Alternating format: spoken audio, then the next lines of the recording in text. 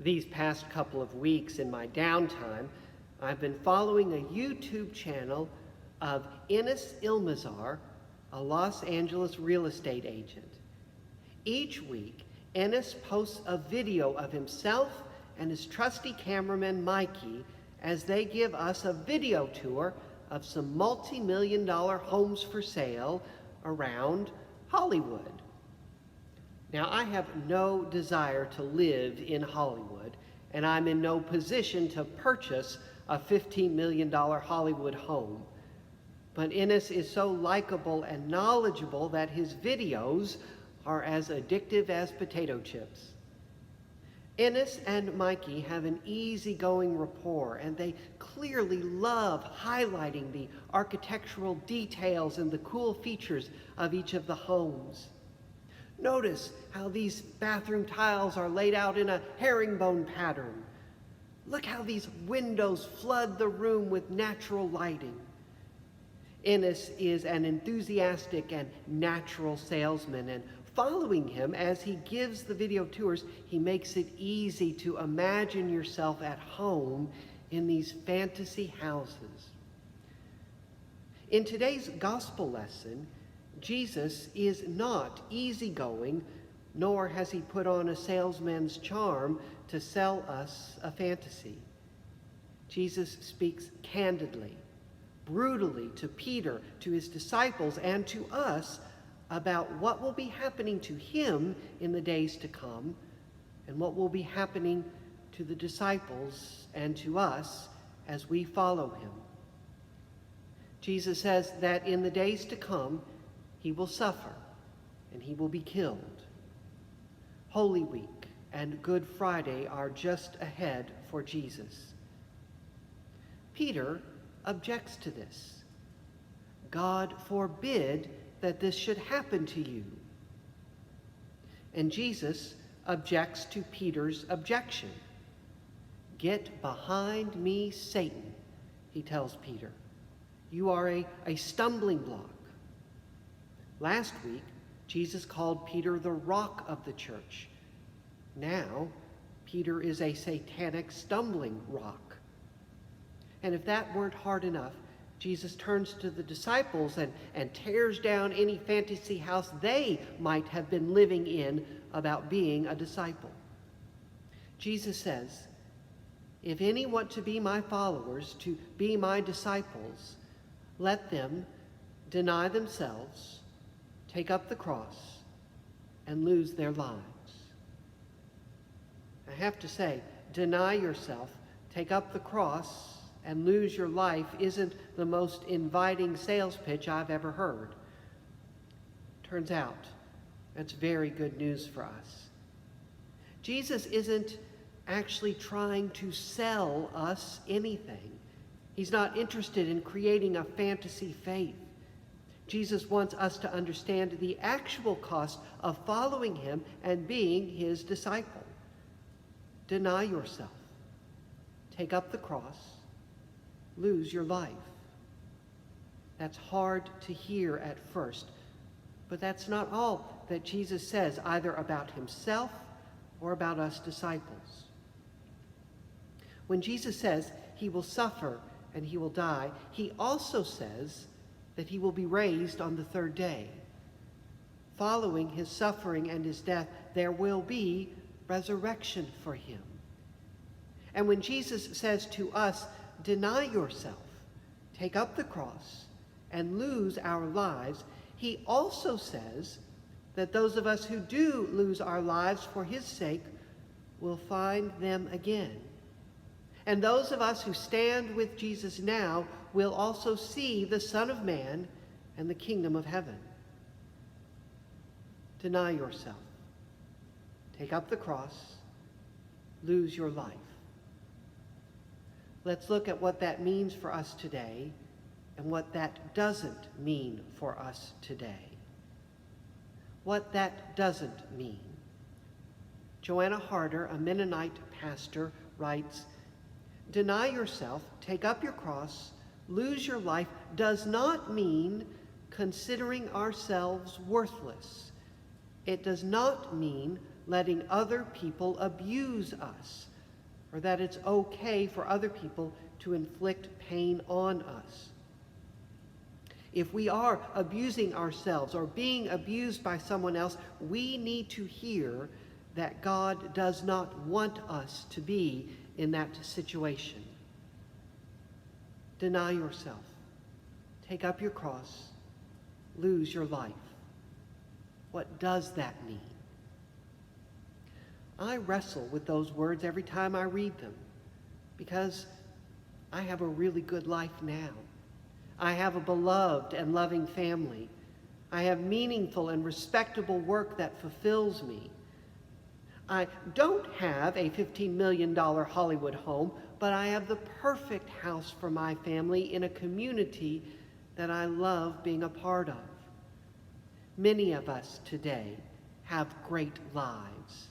Even in the midst of pandemic and social unrest, isn't life for so many of us great?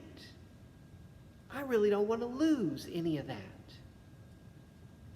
And yet, each time I hear these words from Jesus, I have to confront myself about what is true, not just about my great life, but about everyone's life. A group of us at Trinity are reading The Color of Compromise, written by Jamar Tisby, which examines the history of racism and prejudice in the American Christian church. In the 18th century, white Christians decided that it was permissible to baptize black slaves so long as the slaves were taught to mind their Christian white masters. In the early 19th century, black Christians were not permitted by white church leadership to worship in white people congregations. Black Christians formed their own churches and their own denominations and developed their own worship styles and traditions, all of which have lasted to this day. And the point of reading all that history is to understand the reality of the church today. Why are we still so divided and separate in the church? Because life has not been easy or great for everyone in this country.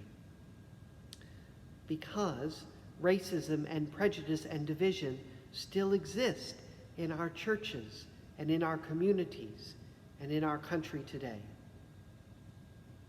Out west, not too far from the Hollywood houses that Innes sells, there are significant wildfires. This past week, Hurricane Laura flooded communities in the south.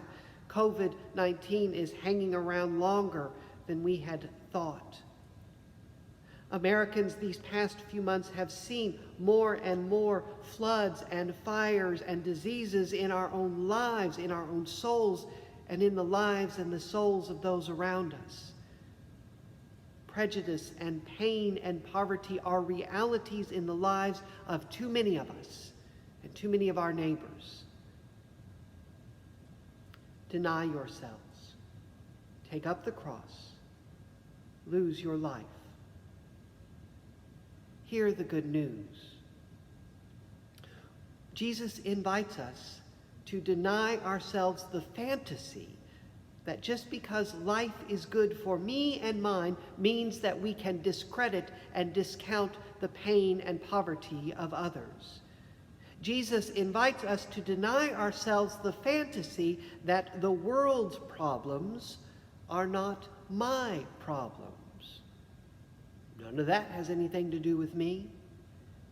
We deny ourselves illusions and fantasies so that Christ can lead us into the rough and tough reality armed with mercy and peace and justice and generosity.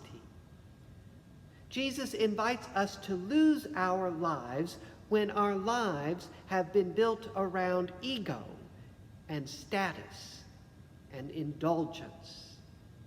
Jesus invites us to lose our lives when our lives have been built around possessions and power and puffed up self-important pride, so that Christ can give us new lives filled with passion and purpose and empathy and hope. On the cross, Jesus bridges our old lives with new life. On the cross, Jesus bridges broken humanity with our healing Creator. On the cross, Jesus bridges the distance between our sin and his forgiveness. For us disciples of Jesus today, we take up the cross and we bridge the distances and divides among us. Steve Garnis-Hawes, a United Methodist pastor, writes that taking up the cross means we see the rage of the dismissed and the tears of the oppressed, and we sit with the despair of the condemned and the loneliness of the forgotten. We take up the cross to look beyond the small confines of our own individual lives and rise with Christ with new lives, confronting injustice and embodying the healing love of God. That's how we will see the Son of Man and the kingdom of heaven here today, by denying ourselves fantasies and by losing lives built on sin and by taking up the cross for the needs of the whole world. When Jesus told Peter and the disciples that he would suffer and die, they struggled to hear that. When Jesus tells us that to follow him, we will need to deny ourselves, take up the cross, and lose our lives, we struggle to hear that. The good news is that as we follow Christ, what we must give up is so much less than what we have to gain. With Christ, we gain salvation. With Christ, we gain mercy, we gain hope, and with Christ, we gain love. And with Christ, we go out into the world with hands ready to help. With Christ, we go out into the world with hearts ready to love. And with Christ, we go out into the world with voices ready to call for peace and for justice. Thanks be to God. Amen.